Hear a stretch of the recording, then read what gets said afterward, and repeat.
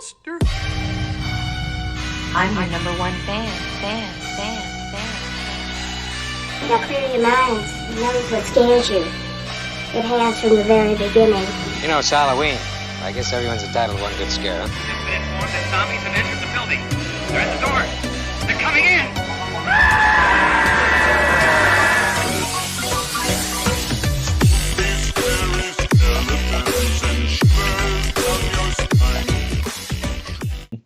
I am so comfortable right now. So loose and relaxed. Whoa. I'm about 5 seconds away from just taking off my pants. Hey everyone, welcome back to another episode of the Midnight Monster Corner podcast. I'm your host as always, Corey, and alongside me is my good pal, Tony. What's going on, brother? Not much, Corey. How you been, bro? I've been good. Yeah. Living the dream. In the dream, yes. Living the dream. One day at a time.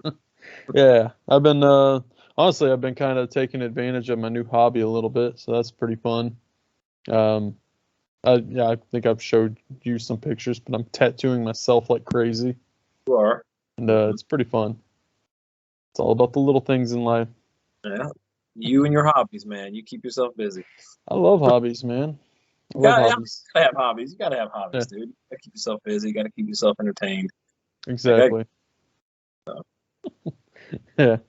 So I golf, I collect movies, and now I'm tattooing. Not Yeah. other people, because that's illegal as fuck. But yourself, yeah. Just yeah. They don't care what you do to yourself around here. Oh man, so how's life? How's everything? Everything's gold, everything's good? Yeah, everything's good, man. Just a busy weekend. Got the flooring done in the house, so now I got hardwood floor all down in the downstairs, and it's cool. Nice. It's all uniform now because you know how the house kind of sits and it's a big circle. So Mhm. now every room is in line with the hardwood floor, so it's really uniform and really cool and nice and stuff like that. So yeah, that was a undertaking this weekend, so that was kind of busy. But been Oh, yeah. busy weekend, but other than that, been maintaining, man. Been staying busy as much as I can be. So watching stuff here and there. Watched a couple of things here and there. I got a couple of movies in that I picked up recently. I should have brought them with me, so maybe we could do like a little surprise. Hey, check this out! Look what I picked up recently, because we haven't done one of those in a while. No, we So- haven't. And Our I've life been- is super fucking busy lately, Yeah. so we haven't had time to. I went to Dollar Tree the other day and I picked up some new ones myself. Oh, nice. I know one of them was it's like a low budget film, but I saw I'll go ahead and say the title because like it was like a super I don't even know who the production company was, and it's called 13 Investigate or something like that. I mean clearly it's like a haunt type film, paranormal type film, but I flipped it over and there was no selling point and it looks so plain. It really does. It looks very plain and just no selling point. It doesn't have a cool like art cover, nothing. And I flipped it over and I saw a face and I was like, oh my God. And then I went ape shit because when I flipped it over and I saw that and I went to go, I was like, all right, I'm gonna buy this. I heard something rattling on the inside and I was like, no fucking way. So the disc was just flopping around in there. So I was like, oh no. So I searched for about 30 to 40 minutes for another copy. And there's no alphabetizing or anything in Dollar Tree. They're just thrown in a fucking box. So, and I found one other copy before the last copy I found, and it was again rattling in the case. And I was like, gosh, damn, this really sucks. Like I can't find it was Meg Foster's face on the back of it. Oh, okay. And so I was like, oh, fuck. Like, that's cool. Meg Foster in a Dollar Tree movie? I'm going to buy that shit. Yeah. So, yeah. Really You can't. As soon as I saw those blue eyes, I knew right away who that was. I was like, ooh, got to pick that up. You really can't go wrong with the price either, man. Mm-mm. It's a good price. It's no longer $1. Yeah, well, yeah, it's one of $1.25 now. yeah, but still $1.25. You can't beat that. I think what we'll do, is when we go on our next show. I'm gonna collect the things I picked up over the past couple weeks, and then I'll show it off in the next video. But Yeah, that's cool. I'll do the same thing. I've got a pile of them. yeah, so I figured that'd probably be the best thing to do. I was able to I'll go ahead and throw it out there, score a poster of Brain Damage, Frank Hanalot Brain Damage, which me and you, that's a favorite of ours. I mean, we both we fucking love that movie. So when I saw a poster of it, the original like VHS poster art, I had to have it. Like, I mean, I'm running out of room. Is it an original one sheet? Yeah. Well, it's not technically, because it's almost like a display poster that you would see from the video store and stuff like that. It's a little thinner. Okay. It's not your typical one sheet size, so it's a little thinner. So I'm gonna have to figure out a frame for that. I'm gonna have to measure it out and figure out what kind of frame I could put it in. But Hobby Lobby. Yeah. Take it up there. They'll put it in a frame for you. Yeah, I'm thinking about doing that. I might do that soon because I want that thing on the wall as soon as possible. That poster is so damn cool looking, dude. I love that image, that poster art. It's amazing. Awesome. You got him there with Almer right there on his on his shoulder and stuff like that. With what happens at the end of the movie. It's an amazing image. It's a striking image. So can't wait to get it on the wall. Like I said, I wasn't. Oh, and I did get another one. The Creepers variant of Dario Argento's Phenomena. It's another just gorgeous image. That's another one I'm gonna have to take to.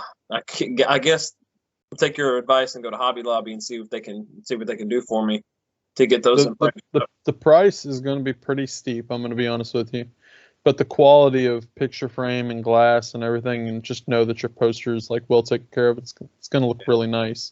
Like that's what my Rawhead Rex poster's in. It's in a really nice like Hobby Lobby frame. Oh, gotcha. Okay. Yeah. Well, I'll go up there and see what they can do for me. But I appreciate that, dude. Like I said, I don't want to put it in like a flimsy ass frame, especially that Brain Damage one. That Brain Damage one's really in great shape, and I don't want it to get. But it wasn't. So the Brain Damage one. It wasn't like one that hung outside of a movie theater, was it? Or I don't believe so, like a marquee or something like that. I don't believe so, but it's definitely the original VHS artwork. So I'm pretty sure it's like an advertisement piece or something like that. Like I'm thinking for like a video store or something. It's size I'm not really accustomed to. I've never really seen that size before, so that threw me off. It's definitely not your typical one sheet size. So I'm gonna have to figure something out with that. But yeah, that was cool. I really was psyched when I found that. Matter of fact, Brian called me up and told me, he's like, "Hey, I know how much you like Brain Damage. I have like this really cool poster that I think you need." I'm like, "All right, I'll come see you, dude, because I love that movie. It's one of my favorite movies ever." So if you got it from Brian, then it might be something of that nature, though. It probably is, because you know how old school he is. He collects a lot of vintage stuff, and so I mean when he called me up and told me about it, I was like, "Man, dude, I'm heading your way now. Like I'm coming to pick that bad boy up." So yeah, I can't wait. I need to see if Brian will look into some lobby cards. You know how I am about lobby cards. Yeah, he called me up. He's got some press kits for Friday the 13th. A lot of great movies that I was just browsing the other day, and I was just amazed. I felt like I found a time capsule into what it was like in the 80s for a hot second with all those press kits. They were really cool to look at. I bought one probably the last convention we were at. It was the Dr. Giggles press kit. Yeah, I bought that one. That's pretty cool. I got them all individually framed. Yeah, I would love to start collecting them, but that's another expense that I just right now it's just like I can't, man. I have to reel it in a little bit. So well, I have reeled it in. So like I said, I can't go down that avenue and just that rabbit hole is just not for me right now. I'm trying to, save up a little bit here and there, but definitely not not opposed to looking at them and just enjoying them and just reliving something. Well, not personally because I've never relived that or I've never lived that, but just to see what it's like, just take a kind of a look back in time was pretty cool. Yeah, definitely. But I'll show that stuff off to anybody that's interested. I'll show that off in our next video. Oh yeah, just stuff together, but that's cool. Yeah, I'll show off some of my stuff too. All right, so well, folks, today we're doing our suggestion episode, and 30 Days of Night is what we pulled. So thank you once again to everyone that gave your suggestions. We had a good bit of suggestions on this one. Yeah, and they were like always, man. They're all killer, great, great options out there that everyone threw out there. So appreciate everybody that got involved and threw out some suggestions and stuff like that. They were really cool. Loved looking through them and saying, "Oh man, I would love to cover that. Oh, I'd love to cover that." Each one of those suggestions were movies I'd be more than happy to cover. So it's really easy pickings just to go with one of those and to roll with it. You know, it wasn't too disheartening to see one of those picked because they were all good. But yeah, thank you guys, everybody that participated and got some suggestions out there. We really appreciate it. And that's why I'm doing this, doing the episodes like that, suggestion episodes. So yeah. Plus, it's always fun to pick other people's brains into what they like, you know, especially if we're covering like a themed month, you know. And so vampires, that's pretty cool.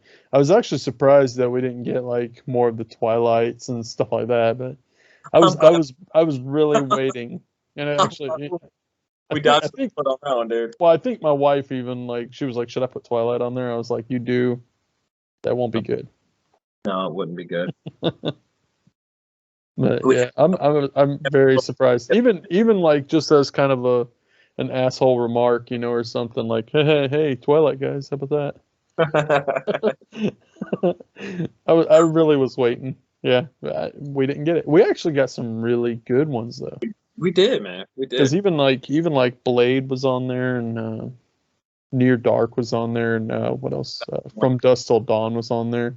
Just some really good vampire films. Absolutely, so, all of which I would have been completely okay with covering. They were all. So you're not disheartened at all for no Twilight suggestion? Yeah, I'm pretty content with no Twilight. Let's just say that. I'm glad that didn't come up. No, by no means, people, are we, you know, hounding it. Because everyone likes their own thing. I am. Fuck those movies.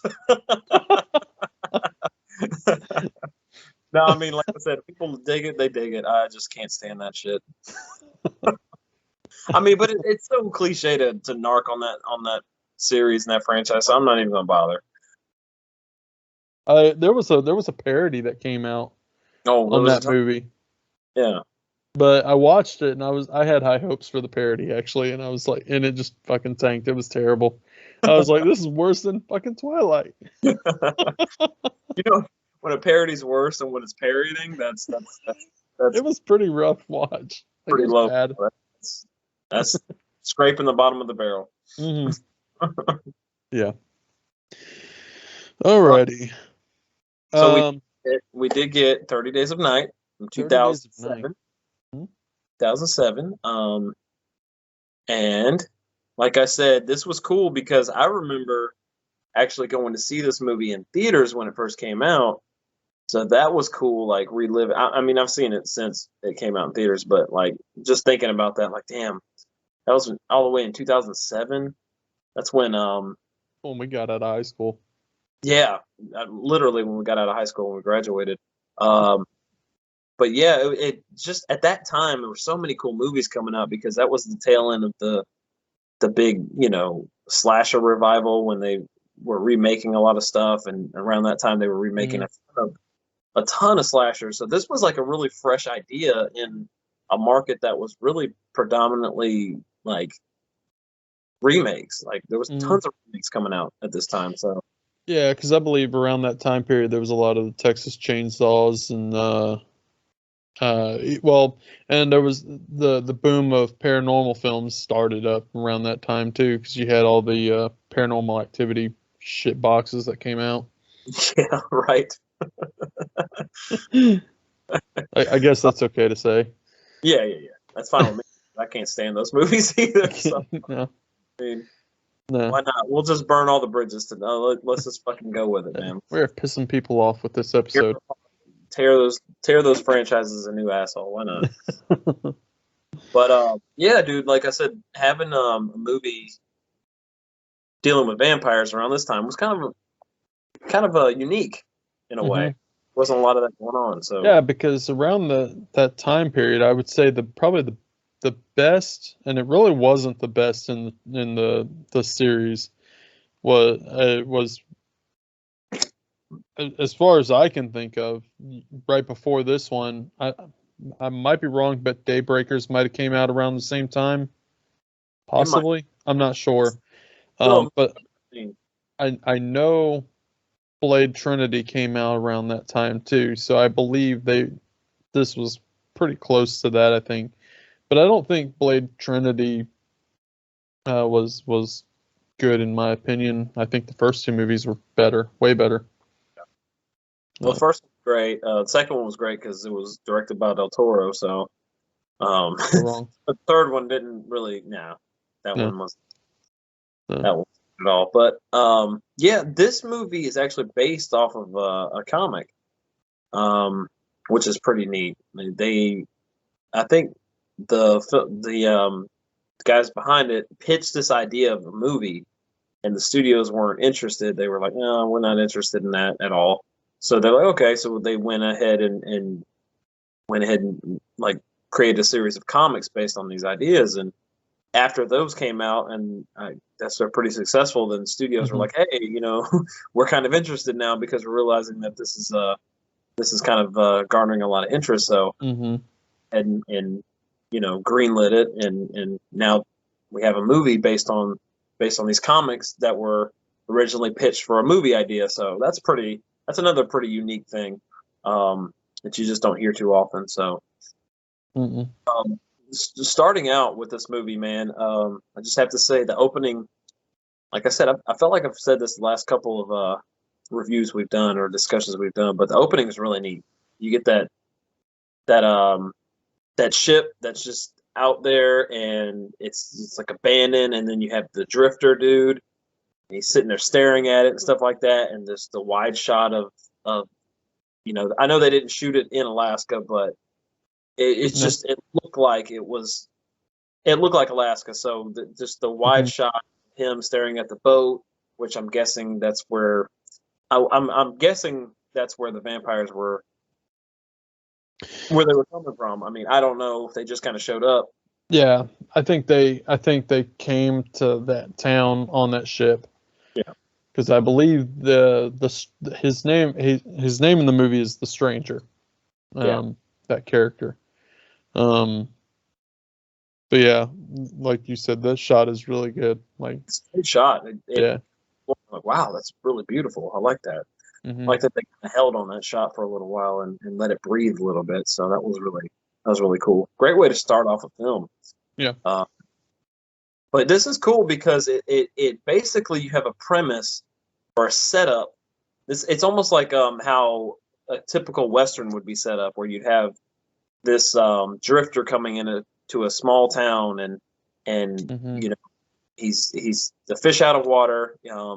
He's different, he's weird, and he brings a whole lot of hell with him, and townsfolk and everything. Like it seems like a general Western premise setup, but it's set up for a horror film instead, which is really cool. That's another unique little thing about this movie I was thinking about.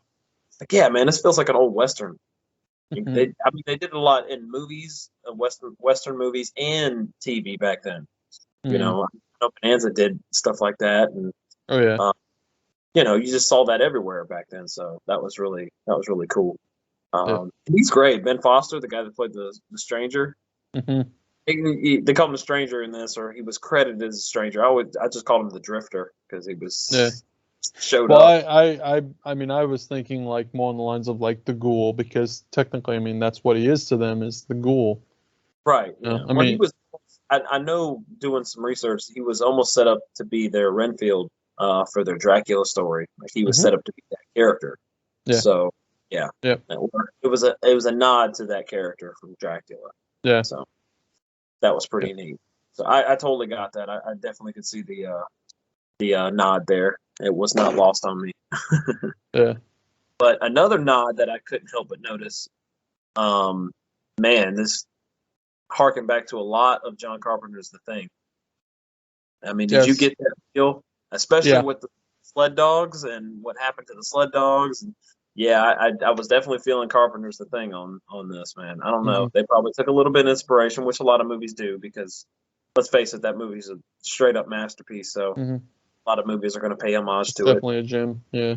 Oh yeah, for sure. So, and I Yeah. know filmmakers grew up idolizing Carpenter in that film in particular, for how brilliant it was. So a lot of people, are going to definitely put some homages in there in their films of filmmakers that they're inspired by and stuff like that. So Carpenter's a big name. The Thing's a big movie. So I mean, that one's definitely going to be referenced. But yeah, I definitely noticed that. I had to write that down. I was like, wow, man, I didn't think about that. Seeing it way back when, but you're right. It's definitely some Carpenter feels here. Mhm. Yeah, I felt that way. Even like at one point there was kind of like a blizzard shot, Yeah, and they're walking, and it made me feel like I was watching The Thing. yeah. Yeah. So I mean, you get it based on the setting. Setting feels very The Mhm. Thing.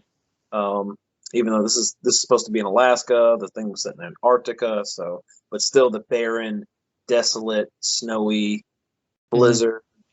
I mean, it wasn't. They didn't really. Well, even at one point, and we're kind of getting into spoiler territory. I wanted to stop it real quick and just let everyone know that if you haven't seen this movie, it is free on Tubi, and the sequel's on Tubi. So if you haven't seen this movie, go check it out because we are about to spoil the shit out of this film. Should go without saying at this point because we always do. But yes, we will definitely be spoiling the rest of 30 Days of Night. Yeah, because we but just jumped straight into it. That's what we yeah, do. we did. Yeah. But no. So back to your point on the feel of John Carpenter. You know when I felt that it was a John Carpenter film, I paid a lot of homage to John Carpenter films. The scene where the sheriff gets called to the giant grinder, and there's helicopter parts thrown all in the grinder. Yeah, thought It's about like, that. come on, man. I mean, that's what he did. He tore up their fucking helicopters so no one could literally escape this Yeah, well, desolate area. So that's what the Drifter, I guess, was doing, was systematically just like taking out everything of that people could use to leave or communicate with the outside world and pretty much leave completely helpless. And They isolated this whole town. I pretty much isolated the whole town to where they couldn't do anything necessarily, as far as communication, as far as transportation, like all that was cut out. He was systematically doing that in every chance he got. So yeah, he's definitely and I don't know what their deal was with him or what they promised him or what was going on there, but because he was like, well, he mentioned a line of dialogue that they were supposed to do something for him or something like that, but I'm not quite sure what it was. They were going to come back for him. They were going to take him. So I think in his mind was that I think that they had the plan, the ulterior motive that we're going to take care of him, meaning they're going to silence him too. But he was thinking that he was pretty much under their spell, that they were going to eventually turn him if he's deemed worthy, you know. And I think that's just I guess I don't know, bad communication or something between the two. Yeah, but he definitely thinks that he's chosen to do a job for him and he's going to get rewarded for it, kind of like a dog or something.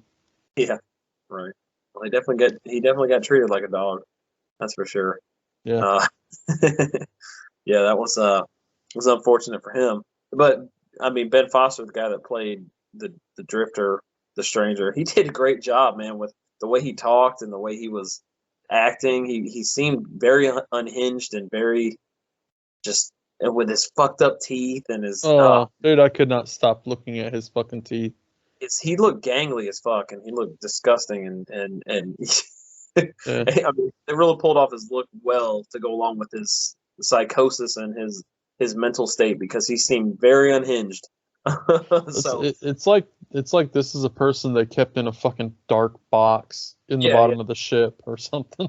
yeah, pretty much like they kept him stowed away and hidden and stuff like that. Where he just he was in rough shape, dude. Yeah. Absolutely. So yeah, that was that was that was a cool little thing. Like I like there's little things that they kind of did in this movie. Like our main character Eben, they set up that he has an allergy and that he has asthma, so he's always puffing on the inhaler and stuff like that. And that's just not like a one-off thing that comes into play later on too. So I like when they set up and they have a payoff. Where they set they set up that this is a character trait that they have. They're not going to forget about it. If you see him running and taking off and this and that, and he's not, stopping and having trouble breathing and stuff like that, where you're like, well, they set it up to where he's asthmatic and he's going to have trouble keeping up and running around and doing this and doing that. Because, in a small town like this, with the population as small as it is, I mean, really, he's really got a really cozy job where he really doesn't have to do much of anything. Mm-hmm.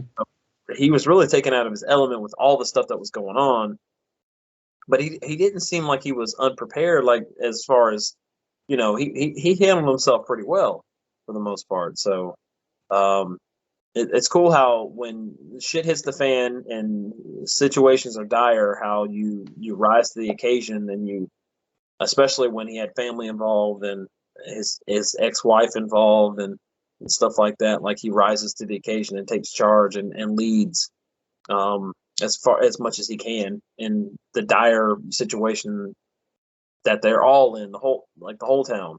Because I mean, the town got cut in half because most of the people ended up, before the 30 days of night actually occurred, they wanted to leave and go to different states and visit family and stuff like that. So the town population pretty much got cut in half. A lot more people that left before the final sundown. So could have been a lot more tragic and a lot more bodies piled up. Those are the lucky ones. They got out before shit really hit the fan. Yeah. But what did you think of the zombies? They almost are like zombies, dude. The way they act. What did you think of the vampires, man? Oh man, they were awesome, dude. I loved them. Yeah, the ruthless, Fucking completely. They were so vicious, man. Mm-hmm. I like that they had their own like language and stuff like that. That was really cool. Yeah. I loved what was his name, Marlowe, the head vampire, which is another reference to Salem's Lot, the character of Barlow. Mm-hmm. Yeah, definitely tell. There's a little, they threw a little bit of this and that in here. So yeah. But yeah, I don't know. I really enjoyed the vampires. I thought they were neat they had a neat concept behind them. Different look, of course. I'm a fan of thinking outside of the box on the what's the word I'm looking for? Like not doing the same thing, not being repetitive when it comes to being a vampire. So change I mean, a little bit, change up the vampire a little bit, yeah. Right, and they had like human-like characteristics, but at the same time, some of them almost looked a little mutated. They had like high cheekbones, elongated ears, that sort of thing. I really liked it. I was kind of curious about that because a lot of the followers of the subsidiary vampires were kind of mutated, where to like you said, they had like the misshapen face a little bit. There was more bat-like and more vampiric. I guess is the best way to. But the lead Marlowe didn't look like that. He kind of had a normal look, and I wonder if that's just because the actor Danny Hudson that played him, maybe he didn't want to be in the makeup room or something like that. Who knows? But he looked, and maybe it was to offset him as the alpha, the leader, that he looked different from all the other ones, because most of the other ones had that same look except for him. Mm-hmm. So I thought that was pretty unique, and I thought that was pretty neat. And like I said, maybe that was just a stylistic choice, or maybe that was the actor refusing to get in the makeup chair. I don't know, but Yeah. I mean, he got in. I mean, he had the contacts and stuff like that, so he got some applied to him. But as far as his look, he definitely stood out as more human like than the other ones that looked more bat like. Yeah. Yeah, I thought that was pretty. I like the tactics behind the vampires too. Both sides, the tactics were awesome between both sides. You had the survivors, and they had their tactics, and mainly pretty much the group of survivors really didn't know how to survive without Eben. Mm-hmm. Eben, just all of a sudden came out of his shell, and he was making smart choices, to try and keep people alive as much as possible. Yeah. I really thought that his tactics were pretty cool, pretty good. Yeah. And he learned to listen to his group too. That was the thing. He wasn't one of those, people that lead, a group. He wasn't one of those ones no, we're not going to fuck your idea. We're not going to do that. We're going to do it my way, But he actually listened to people, and then he was well, some was said. There was one where they were oh, they must be vampires, so they must not like UV lights. And then the one kid, his brother Jake, he's she was, grandma was growing all that pot in the house, so he was they've got UV lights. And then somebody was or he was I'll make a run for it. I know the layout of her house. And he was no, I'll go. And then Stella, his ex-wife, she was but you don't even believe in the idea. And he was no, but you do. Yeah. So he willing to listen to everybody and willing to take in the advice from everybody. But that's another thing I love, is that the setup and payoff thing, where they establish that grandma is smoking a little bit of the wacky tobacco, and she's growing her own shit at home. And you're thinking that's just a one-off thing. That's a one-off kind of joke, but no, it comes into play later on in the movie when he uses the grow lights to kind of combat the vampires, which I thought was really cool. Yeah. I like that they set that up. Mm-hmm. So that's cool that they did that. They did that a lot in this movie, and I can appreciate the small little details like that.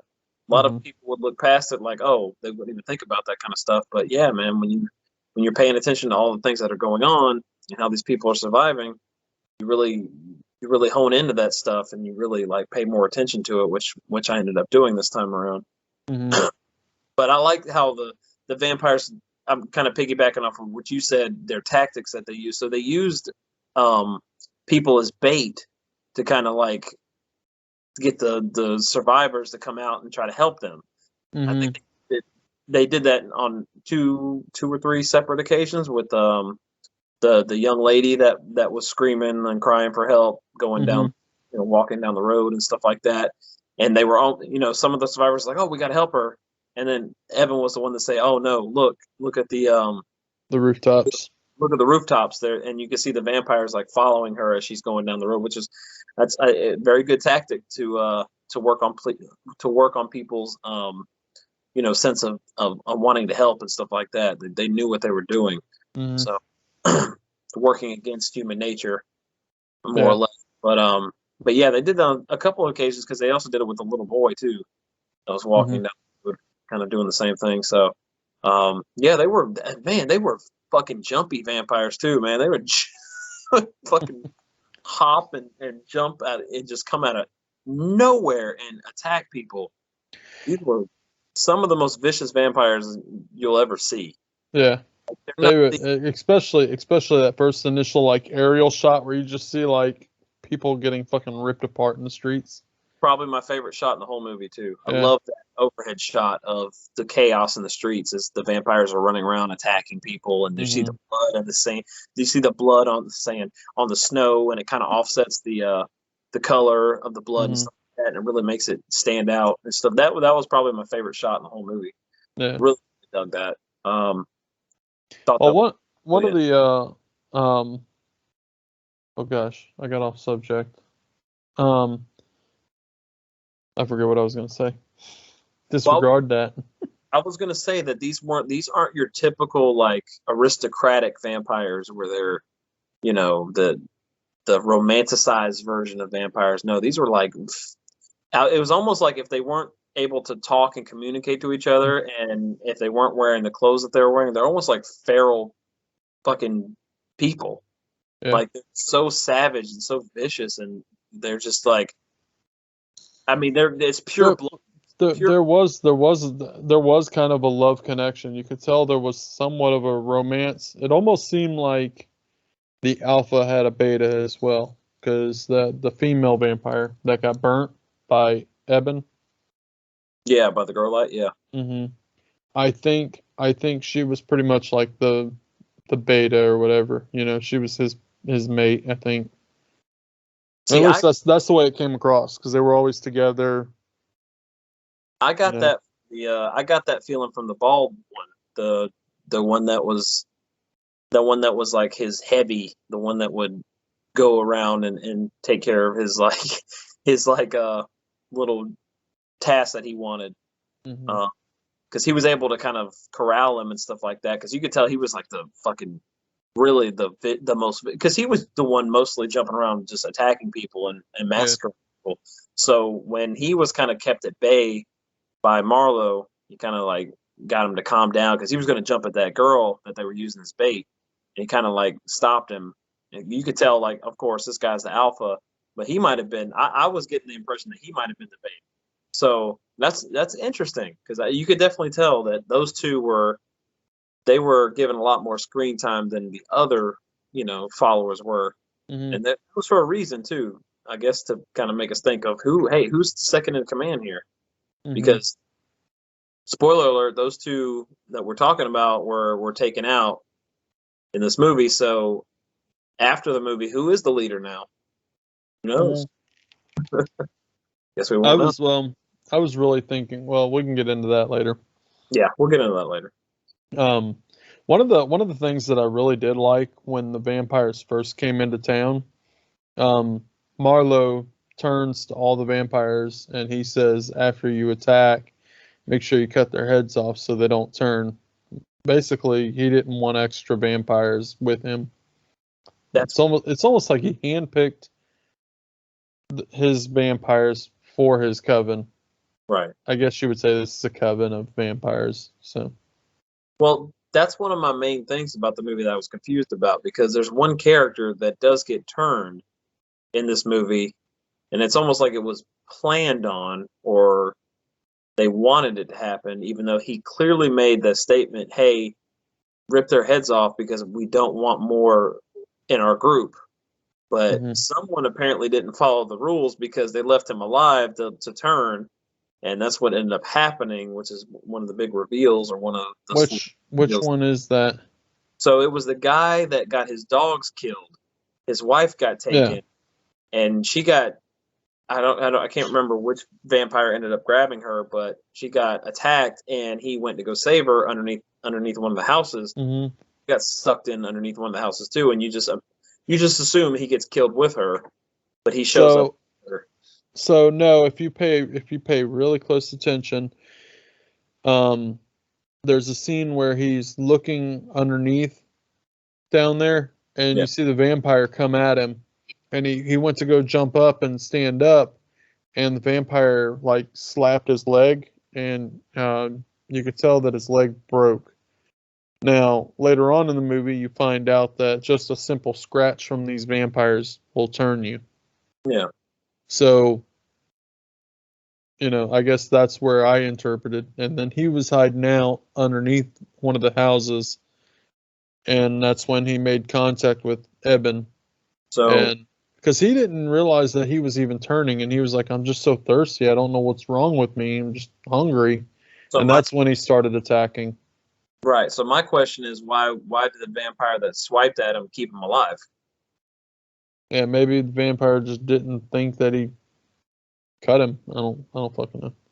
I don't know, man. But then all of a sudden they ran into that little girl vampire out of the blue. But apparently that little girl vampire was part of the group because she had a tattoo. Like what little girl has a tattoo in this town? I didn't notice she had a tattoo. Yeah, dude. She had a tattoo on her arm. It's weird. I was like, I noticed that. I'm like, why in the world does a little girl have a tattoo on her arm? Yeah, like she had to have been part of the coven because like I said, she had a tattoo on her arm, and like no one's letting this little 7-year-old or 8-year-old girl have a tattoo. Like that's not happening. That's right, because in dialogue they were like, "Whose kid was that?" And they were like, "I've never seen her before." See, so she had to be coven. So it's but as far like to my count, like except for the deputy Billy, I think his name was Billy, who ended up turning too. That was the only guy that turned from the attack of the vampires. So they really did a good job of like basically just maiming and killing everybody that they were feeding off of. And the other guy turned too. Which one was that? It wasn't just Billy. The kind of the native of the area. Yeah. I remember that. Oh yeah, because he had Eben had to basically put him down. Well, he had a really sad story because he was like, he came out to the whole group that he had turned. He was a vampire, and he was like, my child and wife died in a car accident due to a drunk driver, and I've just been waiting my time to be with him again. And he was like, I cannot live for eternity. Yeah, that was pretty sad. I was like, damn, that's like emotional, like a really heavy emotional scene movie. Well, especially because no one knew what happened to his family and stuff. Because in the beginning, he meets Eben at the facility with the giant grinder, and that's when he calls him over because somebody threw helicopter parts down in there, and he was like, he says he looks at the pictures of his wife and child, and he was like, why don't you tell your wife to bring a sweater sometime for you? And then he was like, oh, I'll do that, or something like that. But no one apparently ever knew that his wife and child was dead, and he kind of kept that to himself, and he apparently bottling that emotion up for a long time. Pretty sad, man. Mm-hmm. Yeah, but there's a lot of like character traits and character arcs in this movie. Like the guy with the dad, his dad like going crazy and flipping out, and they're like, his dad was either suffering from like Alzheimer's or dementia or some shit. Yeah, because he kept talking about his wife, even though his wife had been passed for like 30 years. Yeah, he was like, "Get your wife, we're leaving," or "Get your mom, we're leaving." Yeah. He's like, dude, that's not happening. Mom's not here anymore. Like like there's a lot of like some of these characters had a lot of traits and stuff like that came into play into the plot. Even the guy, he's been in so many movies, man. He's the guy that ran the giant, I don't even know, it was the snowplow. It's like a snowplow, yeah. He had an attachment on it, looked like a fucking giant like chainsaw blade, which was another gnarly ass. That was two separate machines. That was two separate vehicles. I figured so, yeah, but I'm like, dude, this guy's got heavy machinery. Fuck. Yeah, they called that the trencher is what they call that machine. That thing is fucking gnarly, dude. Yeah, giant chainsaw on a tractor. It's pretty cool. But Leatherface would be so amazed. Yeah, you would. But yeah, he took out a lot of fucking. That's a great scene where he took out all those vampires and shit, man. Mm-hmm. Cut the one in half. He grinded the other one. He was blasting them with the shotgun. Like that was a pretty badass scene. Yeah. He's like, he had fucking bear traps on the back of it. Yeah. He's like, I feel like, which is cool because they set it up to where one of my favorite little moments that they do in this film is when he's working on this in the beginning of the movie. He's working on this tractor, and there's oil that starts leaking out, and Eben like gives him a citation for it, And Billy's like, well, man, why are you giving him a citation? Like, it's only a small little thing. He's like, well, he lives outside of town. I give him a citation every once in a while to make him feel like he's a part of the town. I was like, oh, that's cool. That's a neat little thing. Yeah. So, and then that builds up to his character saying, hey, I feel like I need to do my part to help out and stuff like that. So he essentially sacrifices himself to take out as many vampires as he can. Yeah, to the point where he tries to blow himself up. Yeah. I really like that scene, by the way, because they throw him, they grab him, throw him out of the building into the street, and then Marlowe, your head vampire, walks up and sticks his foot on his head, and then he says something about this is why we survive, because humans only know how to destroy themselves or something, and then he just steps on his head, crushes it.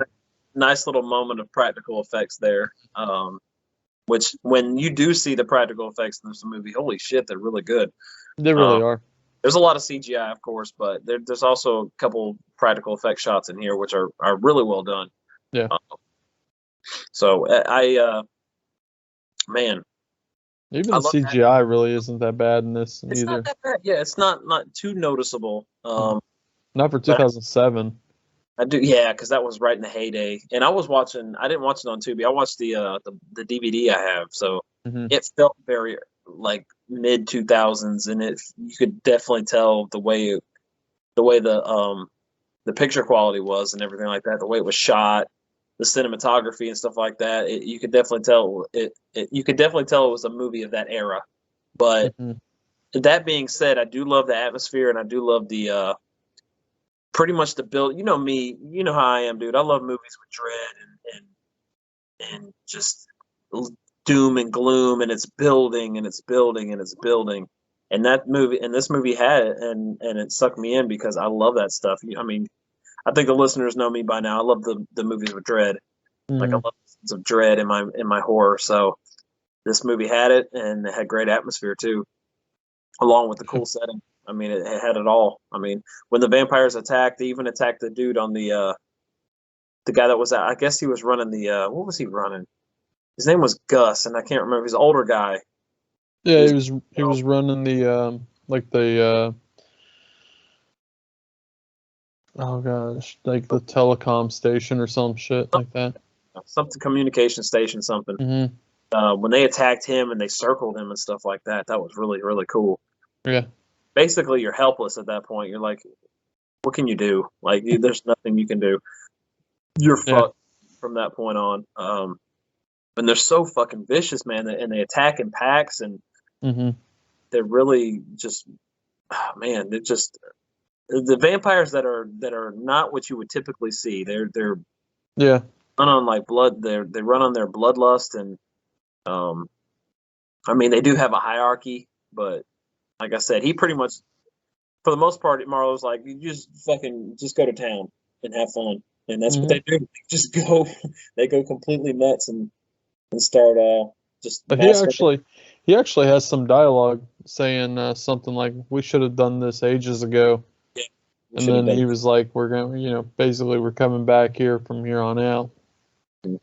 I really like how they had kind of a game plan for everything in this town. Like it was well strategic, the attack upon the humans. Because even when they got the majority of the populace out of the way, they were even going, because the survivors decided to hold up in an attic because it had a drawstring, so you could it's really well hidden. So they decided to stay up there for as long as possible to kind of wait out the rest of the time for the sun to come back out. Which I want to pick your brain about that. Yeah. I mean, I was going to say that probably would have worked, but they did need supplies, and there was a lot of people in the group, so unless they had somebody do a supply run or something like that, which is dangerous because they can lead them back to everybody holed up in the attic. So I understand kind of why they left the attic, but a lot of people were.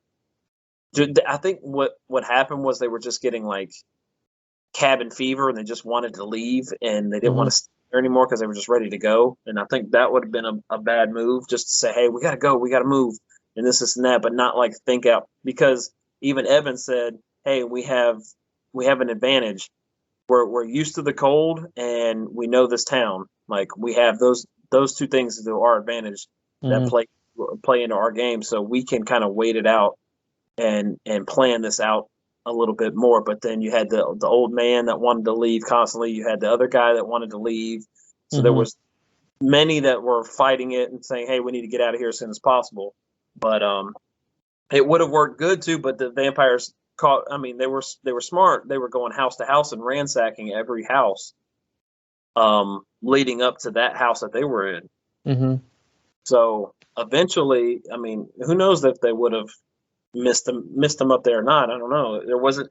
I kind of wish there was a scene where there was like tension involved, like one of the vampires, maybe the one of the betas or one of the ones that were really getting a lot of screen time, where they had a shot where he or she was in the house and kind of like wondering where everybody's at, and they could build the tension on could he or she find them up there, or that would have been a good scene.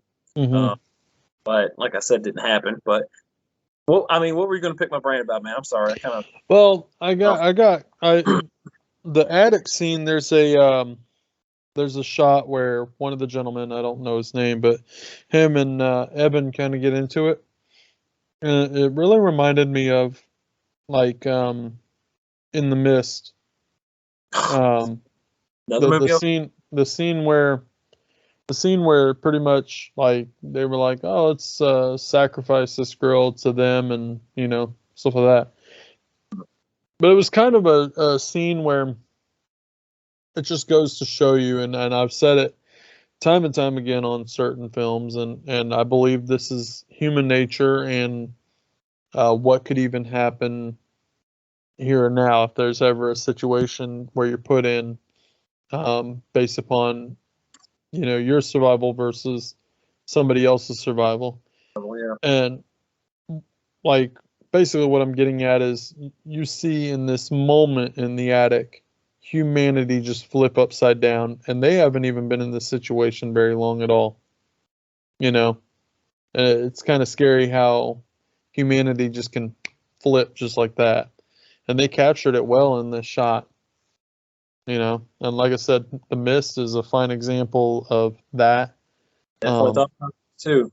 Yeah, but that happens in this movie. And I think The Mist came out around the same time this movie came out. I think maybe even released the same year, if I'm not mistaken. So that's pretty interesting. Well, I mean, you've seen it in multiple films around that time period.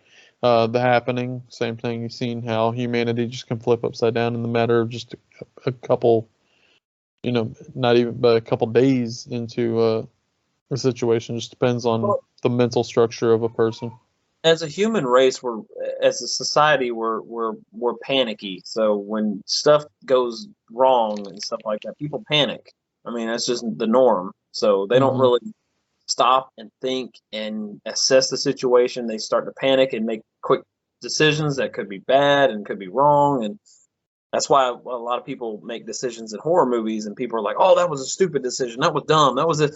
You got to understand, a lot of people aren't really thinking clearly in this moment. They're panicky because they're not used to, this is not the norm for them. So they're not used to, a lot of people aren't good on making quick, decisions that are really, that are really the best decision they can make. They're just quick to make a decision. It doesn't matter if it's the right decision or the wrong decision. They're just making a decision. And the majority of the time, they make the wrong decision. So, it happens. Like I said, as a society, we're really panicky, and we're really going to do stupid shit. So, when shit goes down, I mean, that's why you have to assess situations before shit goes down.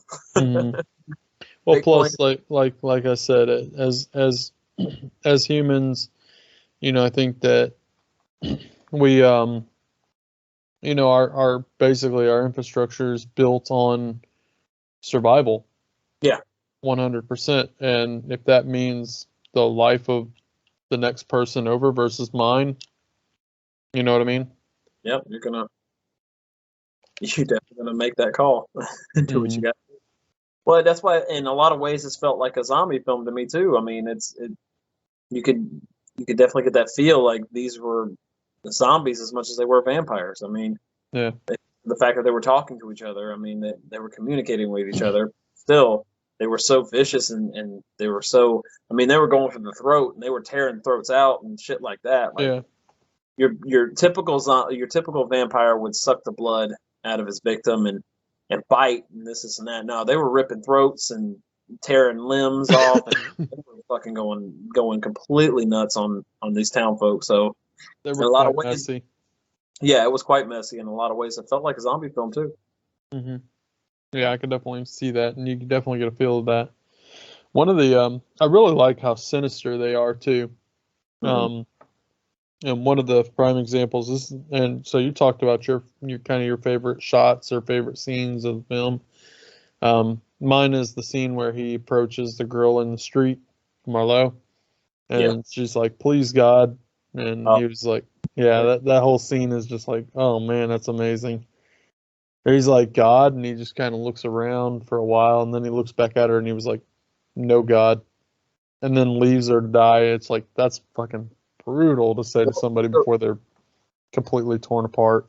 yeah, it's the thing. You say how sinister they are when he leaves. Like they toy with her. They cut her and then go away, and then another one will cut her and go away, and slowly start torturing her almost to the point where she's completely just losing all the blood in her body and stuff like that, and she's at a impasse and she can't be helped. And then it's almost like a predator toying with his prey, you know, Hmm. like a Yeah, giant cat, lion or something. Yeah, a a giant cat and mouse game. fucking with their food and torturing it just to do it just because they can, you Hmm. know. It just goes to show, like you said, how sinister they are. You definitely really get a sense of that just in that scene alone. So No, they um, definitely enjoy what they're doing. they definitely do. They definitely do. They're having the time of their life. Yeah. So, So, what's your thoughts on the master plan of the town? the master plan of the town. Yeah, with all the oil and stuff. Oh yeah. Well, I got that more from with the vampires. Like they were wanting to burn. Well, that's what they assessed that the vampires wanted to do. They wanted to burn the town like it looked like a giant accident happened and no one was brutally, well, like the townsfolk were brutally mauled by a pack of vampires. Yeah. But So the whole town burns instead. yeah, but the whole town burns instead, which goes back to the thing again. You know, when they were torching the outpost and then they were burning it all down. I mean, it's just that's the first thing I thought of. I keep thinking because I think about it, that's one of my favorite movies of all time. So of Mhm. course, whatever gets me, thinking about it, if you're doing a nod to it, I'm definitely going to catch it. But I just want to say, I don't know if I should even really talk about this because this is such a really dark, sinister moment in the movie. But what happens with Billy? Oh, that's fucked up, man. That again, see that kind of reminds me of The Mist. That's another thing. Yeah, exactly. I was thinking the same thing too, man. I It's was like, it's very that's very dark. But again, what will humans do when they're put in a situation? that's that's You know? that's tough, man. Because obviously we see what happened at the end of the Mist. So yeah, Yeah. that dude.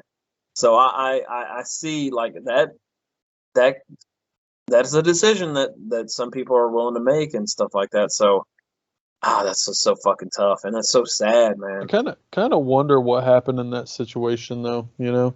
Yeah, Did he just like walk in the room and go, "You know what? We're not going to survive. Why don't you guys go to sleep?" And then just puts a bullet in each of them, yeah, you know?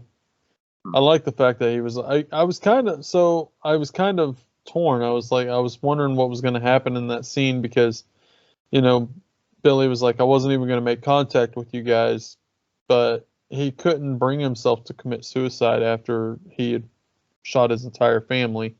well, he said that he tried, but his gun jammed. Yeah, that's what it was. So I was thinking he was going to ask like Evan to give him a gun or something. Which I'm surprised about. Like, dude, like, there's other ways you can do that. Like, you could have tied a rope around. I honestly, I think he probably would have. I think he probably would have bitched out.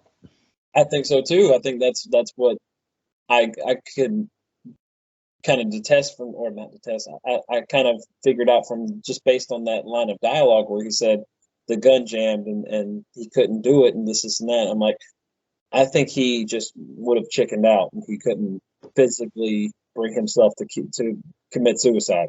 Yeah. As grief stricken as he is, and as torn up as about the situation that he is, I don't think he could find it in himself to actually commit the act. So that's what I got from that too. Because obviously, if he would have ran into him and they had a gun or something like that, he would have asked for the gun to, or he's like, "Can you put me down? Can you put me out of my misery?" or something like that. And that never really happened either. So, yeah. But man, what happens to him at the factory? Oh shit, dude! That's one of the most brutal moments in the movie. Yeah. Oh, that axe scene. Axe scene, and then him getting his arm caught in the grind. Oh, yeah, it's so fucking gnarly. Dude, it's fantastic. Pretty bad. It is, man. Yeah. I can only imagine the pain he went through with that one. Oh, for sure. But again, like, look how fast he turned too, because he started turning pretty fast. Yeah, he did, which surprised me. I don't know. I guess it all depends on people. Some people turn faster than others, I guess. I don't know. It's not the same kind of time. Well, again, that's kind of a rule in like a zombie type film anyways, Some people, even like on The Walking Dead, some people take an hour or two after they're dead. Some people take, a couple days after they're dead. Just all depends. I thought about that too. That's another reason I thought about this as more of a zombie film is because they play on those conventions of, how fast somebody could turn into a vampire. They could turn to a zombie. It could be. And again, like I said, you can turn into a vampire by a simple scratch. Yeah. I mean, look at, what was the 28 days later, Just, there was like that one scene where the crow had like some flesh and it dripped a blood droplet into a guy's eyeball and he fucking turned. Yeah. So that's it really feels like an infect zombie film with vampire tropes. Yeah, definitely. Definitely in a badass setting. I mean, it's basically what you have, and all of it works well for this movie. I remember when I saw this in theaters, I was impressed. I was like, damn, this was really fucking fun. I'm glad I went to the theaters to see this. Yeah. Yeah. I think I ended up going to the movies to see it too. I'm not 100% sure, but around that time period, I was going to the movies a lot, and I remember seeing it, if I'm not mistaken. Benji and I went to see it. Nice. So yeah, hell, we might have been there together. I don't remember that, but I remember going to Dutch Square Mall and watching this there. Yeah, I remember being with my cousin and her boyfriend at the time, seeing it with them because they wanted to go. They're like, "Hey, you want to go see this 30 Days a Night? I know you love horror and shit." I'm like, "Fuck yeah, I want to go see it." Been hearing a little bit about it, so I'm down. So we went. I think at the time I thought it was a zombie film, maybe, because maybe I got some misinformation or something. But I think at the time I had that thought process of, oh, this is a new zombie film that's coming out. I got to check this out.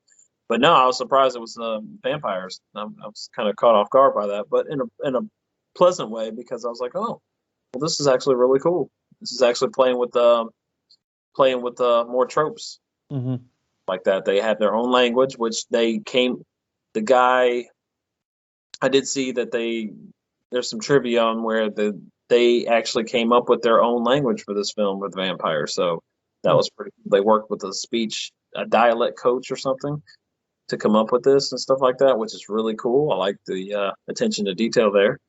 That's really neat. Well, I think Marlowe was the only one that had the dialogue with the vampires, right? I don't think any of the other ones had dialogue. They just pretty much screamed and screeched. They kind of hissed and screamed and screamed. Yeah, that's basically what their dialogue was. So, yeah, but they understood what he was saying. So, I mean, they understood the language, and I don't know, man. I thought that was really cool. That's one of those little. I don't even see that's a pretty big deal for this film to actually have its own dialogue language. That's pretty cool. Yeah, I really enjoy that. It's a nice little trait. yeah. Just think it's cool. So, what did you think about the final battle there? I really. So that kind of hit me when you were talking about. I didn't know that this was based off of a comic book. It was indeed, yeah. But the scene where he becomes heroic in the end, that really stood out to me. That's something that would happen in a comic book. So I got that feel, and then when you said that, I was like blown away because I was like, okay, well, yeah, that makes a lot more sense now that they did it that way. You know, because a lot of ways this kind of reminds me of Blade too, in some aspects. It kind of really has does. the same feel. And Blade was based off of comic books as well. But I mean, this was more strictly horror than Blade was. I mean, 100%. So I'm not taking that away from Poor it. Billy got a fucking axe to the neck. I mean, yeah. And a couple of times where his head was just hanging off. That was so gnarly. I was kind of hoping for like the head to pop off and fly into the grinder and just make this big mess. I was going to say, Corey, damn. I was expecting his body to fall backwards and the head to kind of get caught in the grinder. That's what I was. I remember that seeing. That would have been cool. That would have been cool. Kind of like the punctuate that moment.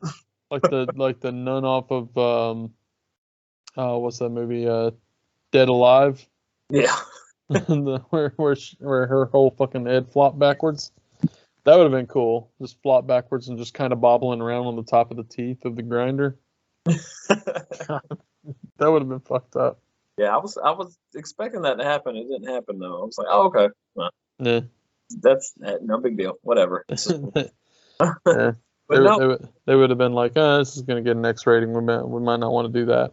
Right. His sacrifice was pretty pretty heroic, man. Well, I would almost say redeemable, but it's really not because he's already a great guy. Yeah. He is already your hero of the town, you know. For sure, yeah. Yeah. He was like I said, he had that contentious relationship with his ex-wife, and that's another thing I like, that they kept kind of poking at what caused them to like split up and this and that, and like little moments where she's like, hey, even when they were in the attic, she's like, hey, I guess it was a good thing that you didn't want kids, because imagine the situation they'd be in right now. And I was like, oh shit, that was heavy. But yeah, there was a lot of little moments, and even when Billy's trying to like, hey, you could stay because she missed her plane. She was trying to get the fuck out of Dodge before all this even happened. It's not that she was trying to leave because there was vampires attacking, but no, she was trying to get out of there before the 30 days of night started. But she ended up getting hit, and her, she lost time, and she was unable to get to the airport in time. So she was pretty much stuck there. She didn't want her ex-husband knowing that she was there to begin with, so she was trying to hide that. So there's a lot of drama going on there. But it felt right because it was how it led up to the end, and what happened at the end was, they mended their relationship, and they kind of let bygones be bygones, and kind of, let go of grudges, because they were in a situation where they had to survive and had to band together. So it felt earned that what happened at the end, when they're, when what happens, it kind of felt earned. Yeah. Because she, at the beginning of the movie, they didn't want to see each other, didn't want to look at each other. Yeah. But then at the end, when what happens, it's like, oh wow, they've been through a lot in just that period of time. Completely changed their mindset, and tragedy, of course, brings that. And like I said, he wanted to protect her and his brother, because his brother was a big element too, where he wanted to keep his family alive and sacrifice himself for them, essentially. Well, he even said that several times. Family, he talked about family several times. Protecting the ones he loved. I think he took it as I felt that he kind of took kind of his role as if like the whole town was pretty much his family and he was trying to protect as much as he could. As much as he could. Yeah. He really can't. Possible odds, but still, he did all he could. Yeah. But yeah, that end sequence, man, that was awesome. Yeah. Even up to where he walks out of there, and I really like that he's turning into a vampire as he's walking towards the vampires. Yeah. And then of course Marlowe senses this and turns around, and then the big battle happens. And again, the big battle sequence reminded me of something that would be in a comic book. So again, I'm glad that you brought that up because I would have never known that. Right. Well, I like the fact also that the rest of the coven of vampires just kind of let those two fight it out. Mm-hmm. They didn't get involved, or they didn't like fuck with him and try to cheat a little bit and kind of weaken him up for Marlowe to finish him off or this and that. No, they let them go at it. Mm-hmm. They stood on the sidelines and just watched the show. They didn't get involved in any way, shape, or form, which I thought was really cool. Well, it kind of reminded me of like a pack of lions and how somebody's going to try and test the alpha. Exactly, yeah. So they had that respect to where they're like, okay, let's let this dude duke it out with him, and we're not gonna get involved in any way because it's an alpha thing, right? There's two fighting for supremacy and leadership or whatever, and that's kind of how I looked at it too. They're very animalistic in nature too. So. Yeah, and that's one of the things that I wanted to bring up because like. I was trying to think of how they were going to play out a sequel, because I knew there was a sequel out there, and I couldn't remember. Honestly, I couldn't remember the ending, until I watched this viewing for the review. Yeah. But the whole scene, like, I was like, because I knew that Eben kills Marlowe. I knew that happened. That kills ass too. Yeah.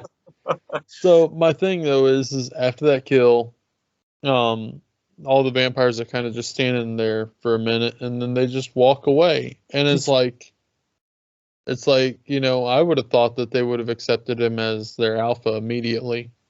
Yeah. And then started following him. I couldn't remember the ending. I was like, I wonder if like he could like lead them to like a mass suicide or something of vampires. Right. Because they, ultimately they'll follow their alpha even to dying, But yeah, based on their hierarchy and how they survive, and they kind of see the reins getting taken by an alpha, which he would be the alpha since he beat the alpha. He became the alpha. So I don't know. Yeah, that's kind of interesting to think about. Yeah, they pretty much just were like, all right, well, we're leaving, I guess. Yeah. Oh, I gotta run it by you, man. The girl, the brunette that's with them at the end. I did not expect her to survive. Thought she was gonna be dead. I was shocked when she survived. The pipeline worker. Yeah. Yeah. She was about to get. But she was a pipeline worker. She's pretty tough, About to get the pipeline ran on her too by those two dudes. They were leaving. I really like that. I really like how, because we work I work in a plant, and we've got females out there. We've got to take like sexual harassment classes and stuff like that. And these guys were just like basically like, all right, well, rock, paper, scissors, we'll go to his place and run the train on you. Or exactly. I'm like, damn. What the fuck's going on? I was like, am I watching the right movie? What is this? Right. Is this a porno parody or? I know they're off the clock, but damn. Shit. Yeah, I thought it was it. Yeah, because I did not expect her character to survive till the end. I was shocked. Yeah. Even when I saw it for the first time, I'm like, this chick's really still here? Really surprised, man. But one of those, and she didn't have much dialogue throughout the movie or anything. So she was really kind of an expendable character. Oh yeah, but she made it to the end. She made it to give the kid a shot of vodka for surviving as long as they had survived. So. I thought she was about to make a move on him. Like, all right, well, I was supposed to get fucked tonight, and that didn't happen. So you're next in line, kid. It's your lucky night. Yeah, totally. Yeah, I was surprised by that, dude. But, We're gonna die probably, so let's screw. I was as surprised by that as the grandma getting killed. I didn't expect that because it happened off screen. You didn't even see it. Yeah. You just get back to the station, which grandma's running the communications for the sheriff's department, which is pretty funny. Mm-hmm. She gets fucking massacred, but you don't even see it. You just see the aftermath of just blood. You don't even see the body, So I'm like, damn, that's fucked up, man. Mm-hmm. Expect that either. So they left me surprised. Yeah. And I saw this for sure. But yeah, the ending is pretty brutal. It was probably cut out for a rating. But it might have been. It could have been for sure. Which is one of the things. Production companies, they gotta be able to get that rating lower. Absolutely, dude. So, especially with as big as this movie was when it came out. I think it did fairly good in theaters when it came out. Yeah. Pretty good. I mean, enough to get a sequel, so it had to have done pretty good. But I now see how they would have done a sequel because there's a scene where I don't know, I forget, I should have wrote it down in the notes, but I recognized the scene and I was like, okay, now I can see, because it's almost like it gave it away to like she was gonna fight, because she said this is gonna happen in the next town over. Somebody says this is gonna happen again in the next town over next year or something, and she was like, they'll be ready for it or something, It's like she was preparing to go and fight in the next town over. Oh, okay, gotcha. Yeah. So I've never seen the sequel. I know it's on Tubi, and I'm planning on checking it out because I've watched this one and I've never seen the other one.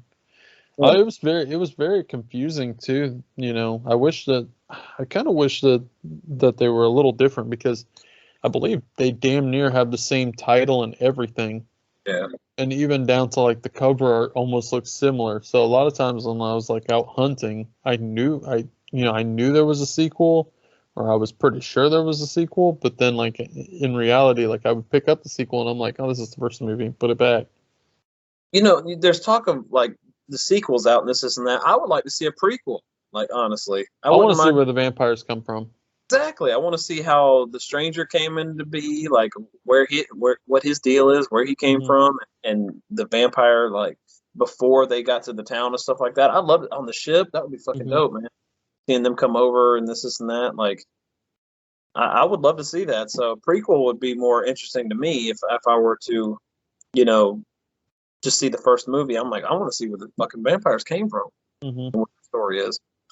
Yeah. Because it's like lore that you're kind of setting up for these characters and this coven of vampires, coven of vampires that I would like to know more. Or at least like a story of Marlowe and how he became the alpha of the coven. I think that would be dope. Definitely, man. It seems like you could bookend this movie. This movie would be a good bookend, or you could bookend this one and it would be the middle part of a larger series, which they could possibly do, or they could have done already. I don't know. I haven't done my research on that yet. So, like I said, it would just be interesting. And if there is a prequel out, or I definitely want to check out the sequel along with you. But, yeah, dude, I would love to know if there's a prequel out there, or if there's any talks of there being a prequel. Okay. Pretty dope, man. Yeah. What's your thoughts on the ending, though? No, the ending was cool, man. You know me, I don't like happy, sappy ass endings. I like really downbeat endings, and that's what happened. And you had a downbeat ending, so I'm for it. I love that shit. I so the happy ending would be he killed the alpha, and all of a sudden no one's vampires anymore, right? That would be the happy ending. Yeah, everybody remarkably turns back into their original form go back to be human and stuff like that, and everybody's okay and everybody's hugging it out and this and that. But no, this movie don't end that way, man. No. Our lead character burns to death. That was really cool how they did that, you know. Well, Really, I like he was like fighting it, like the pain and stuff like that, until he couldn't do it no more. He's just screaming in agony. hmm And it's like, dude, that's fucking dark. That's depressing as hell. I think what's more so dark and depressing is the fact that she had to hold him there. He's holding him down, like, oh, you're gonna burn, motherfucker. Like, you're not attacking anybody, man. It's not happening. This is for us not having kids. He had the willpower not to attack his brother and stuff like that when he was turning, and all the people, hmm the group that was there with him. There wasn't too many people. There was a lady and then the brunette chick that I was surprised survived that long. hmm And then his brother. So it wasn't a large group. They started out with a large group, and then it just slowly started to whittle down. So just had a couple of people left, but he didn't attack them or anything like that. So that was cool. Kind of had the wherewithal to hold back, because he even said, he's like, I could smell your blood. So he knew, like, his, he was trying to curb it back. It's almost like Michael from Lost Boys when he was going to attack his brother hmm and drain him and stuff like that, but he got attacked by the dog. He couldn't control his urge. So I like when vampire movies play with that idea of like how much can you hold off and how much can you kind of fight the urge to do what's naturally to you at this point now. So yeah, man, it's dark ending, depressing, bleak. I'm all for it. It was earned. Yeah. One of the things I wanted to talk about before we get into our ending talks and discussion about this film. This film is an hour and 53 minutes long. It does not feel that way at all. It did. It kind of did, and it kind of did. For me, that's one of my main critiques. It was a long movie. It definitely took its time. And I guess you could have shed it down to about 15 minutes shorter, 15, 20 minutes shorter. I definitely could see that. There was a lot of like, there were some moments where it could have been edited differently, and it could have been tightened up a little bit for sure. But like I said, it's not a glaring negative thing. It's just, it is a longer movie. And I guess because I was watching it before I was supposed to have a meeting, so I was kind of like looking at the time, like, like I'm getting closer and closer to my meeting. So I was kind of worried that I was going to have to stop it, continue my or go to my meeting, and then come back to it later. But I was actually able to finish it right before the meeting, so that was pretty cool. So yeah, I was a little more time conscious this time around, so maybe that's why. But it definitely was like, looking at the runtime, I was like, oh, it's a longer movie, man. Mm-hmm. It is, and shortened just a little bit, maybe 15. Well, I mean, that's the thing. Like, I didn't really pick up on that. I felt that I was entertained the entire time. That it wasn't a slow burn or anything like that to me. It definitely wasn't a slow burn. I wouldn't, clarify. But I mean, even like what I'm saying is, like, I didn't when I was viewing the film, I didn't feel like I was sitting down watching a 2-hour long film. I don't know. Like, it actually surprised me when I was on IMDb and I saw that, and I was like, oh, that's weird, because I didn't expect it. Didn't get that feel. No, not at all. Yeah. No, it was entertaining, dude. It was fun. It was definitely a good flick. Glad I got to watch it, because it's been a long time since I saw it. I mean, I've seen it since the theater days, but like you said, for that, up until the, when I watched it today for the review, or the discussion, it's been a while. It's been a couple of years, so it was good to refresh my memory. I do remember the scene that stuck out to me was that scene with the grinder and stuff like that. I remember that like it was yesterday. I was like, there's some shit that happens with that, because when they show it the first time, when you see it, when they're showing the helicopter parts and stuff like that we're in, I was like, that's going to come back into play later on in the movie. I know it, because they're showing it now, and I know something's going to happen with that shit. So yeah, and then when it does happen, it's memorable. So yeah, definitely cool. I remember that. Like I said, seeing it in theaters was fun. Just seeing it on the big screen, like it really took in the scope of the setting and stuff like that. So that was really neat. Definitely had fun doing that. So it's good revisiting this one, man. I'm glad this one got picked. Yeah, me too. Yeah, it was definitely a good revisit. Yeah. Yeah. Well, does that about wrap it up? Yeah, I think so, man. I think we've discussed this one quite a bit. Yeah. Definitely. Hope we've done And- it justice. Brought some things to the table that maybe a couple listeners didn't think about when they saw it, or Yeah. after they go and watch it, which we definitely recommend you do. Mhm. Come back and join our discussion on it. Definitely hope that we, listening to it afterwards, that we kind of brought some stuff that maybe you guys didn't think about, or something like that. Like, hey, that's pretty interesting. Like, even when I brought up the fact that it was based on a comic book, and Corey didn't know about it, he's like, well, that makes sense because of this and that. So, that's what we like to do. We like to bring the light things that you might not think about. Yep. Watching a movie. So, if we can Definitely. do it for you, then we're doing something right. Yep. We're going to continue to do that. So, but it's fun. Well- At the end of the day, it's fucking fun. Yeah, it is. Definitely. We're having a blast. So, Yeah. I love this movie. I'm gonna the rewatchability isn't there for me yeah. often, but it's good occasionally, I think. Well, it was cool watching it, because it's the end of February, starting to get a little warmer. So, kind of watching it at the tail end of February when it's supposed to be one of our cold months, and this is the kind of stuff you want to watch during the cold months. I mean, so the timing couldn't be better to pick this one and get this one. So, Yeah. Yep, I agree with you there. All right, so what'd you rate this thing at?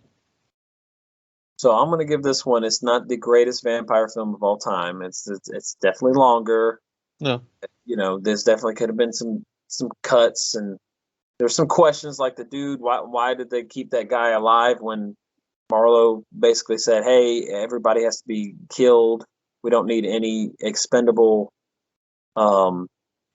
additions to our clan, and we need to market it. I didn't understand that. That was kind of confusing, but like I said, at the end of the day, this movie's fun. I remember it being fun when I saw it in theaters, and seeing it years later and then revisiting it now. It was still fun, still holds up. I'm going to give this a 4 out of 5.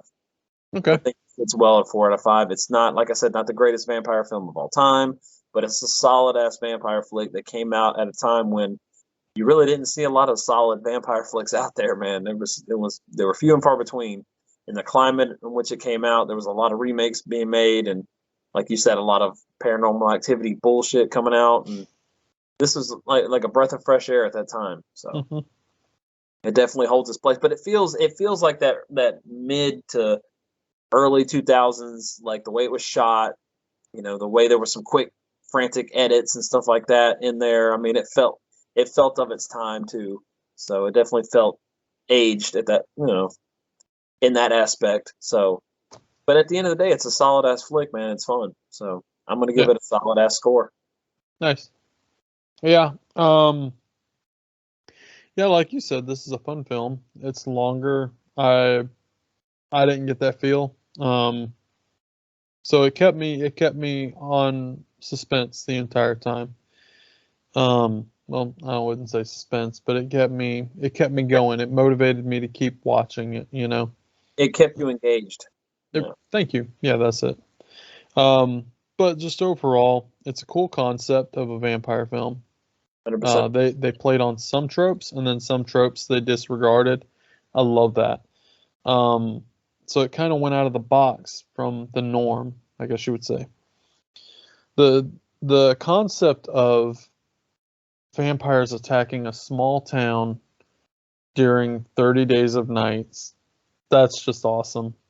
Yeah, it makes that these people had to group together and survive and hide for 30 days. That's cool. Yeah, everything about this, like I said, the concept I just can't get over, and the atmosphere is amazing, especially like the blizzard sequence. So they call it the whiteout. Whiteout scene, yeah. Yeah, just everything about that movie is pretty cool. So yeah, I gave it a solid 4 out of 5 as well. There you go. Nice, man. We're right there on the same page. Man. Yeah. We're on the same page. Well, that's another thing I neglected to mention. There's that ticking clock aspect where they know they have to survive for 30 days until the sun comes back up. So there's always that in the back of your mind while you're watching it, like because they would periodically show the day that they're in. So it's like constant. I like the fact that they didn't do that too much. Like, oh, it's but they didn't do it too much. That's right. They did it just enough for you to keep track and for you to not forget where they were and how many more days they had left, but it wasn't constantly in your face. I think that was subtle enough, and I think that was brilliant. Able to do it just periodically. So, yeah, definitely wanted to bring that up too. Yeah, I was quite pleased with that. You get kind of tired of that when it's like, oh, it's day 8 now. Oh, wait a minute, now it's day 9. Yeah, fuck that. It's stupid. We don't need that. No. We can kind of filter out what happens in between. We don't need somebody telling us what's going on each and every day of 30 days. You can kind of like make up your own idea of what's going on. Yeah. That's a good way to engage the viewer and stuff like that. If the viewer's not engaged and just constantly explaining to the viewer what's happening, like let them come up with their own, hypothesis on what's going on. So, yeah, I agree. Definitely. Well, you ready to land it? Let's do it, dude. All right. Well, folks, we appreciate you staying tuned and watching our latest episode of the Midnight Monster Corner. And we hope you enjoyed this review. And make sure that you like, share, and subscribe. And, of course, as always, check us out on our Facebook group where we're posting new things. We're sharing content. We're talking to you guys. And that's a big way to really get in contact with us. And also you can message us that way through there. We appreciate every suggestion we got. There was a lot of them. There was a lot of participation. We appreciate that so much, and we appreciate the fact that we got to do this one. I was quite pleased with it. I believe Tony was too. So thank you again, guys, and thank you for all the continued support that we keep getting from you guys. 100%. Thank you, guys. And we'll see you guys next time. See you next time. Later.